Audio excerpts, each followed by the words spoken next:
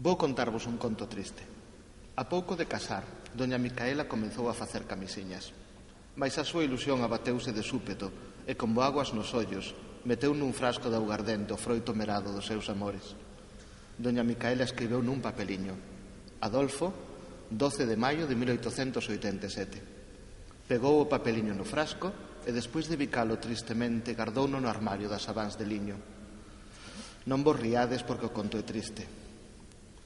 Aínda non decorreran 4 meses e doña Micaela comezou a traballar novamente nas camisiñas. A boa fidalga regalábase cavilando no herdeiro que xa estaba en camiño do mundo. E por segunda vez, doña Micaela ollou murchas as súas ilusións de nai e con fonda tristura meteu un augardente o novo froito dos seus amores.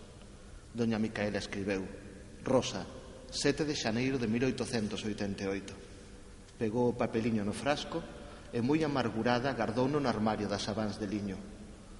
E non vos riades porque o conto é triste. A probe señora chorou 3 veces máis e meteu en outros tantos frascos de augardente un Pedro, un Ramón e unha Alicia. Non vos riades. A boa fidalga decatouse de que non aloumiñaran de xamais un fillo verdadeiro e cos seus grandes azos maternais adicou a vida inteira ao cuidado garimoso dos frascos de augardente. Triste vida.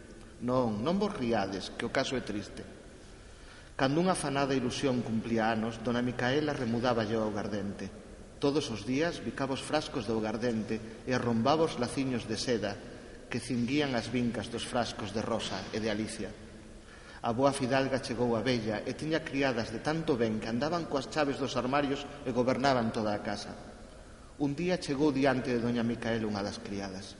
Viña tan cortada que xa non podía falar. Mais a pobre muller tirou consigo no chan e pouco a pouco foise confesando entre saloucos. Perdón, miña ama, ai que desgracia, señora. O señorito Adolfo caeume das mans e rompeuse. E no intre, doña Micaela esmoreceuse para sempre.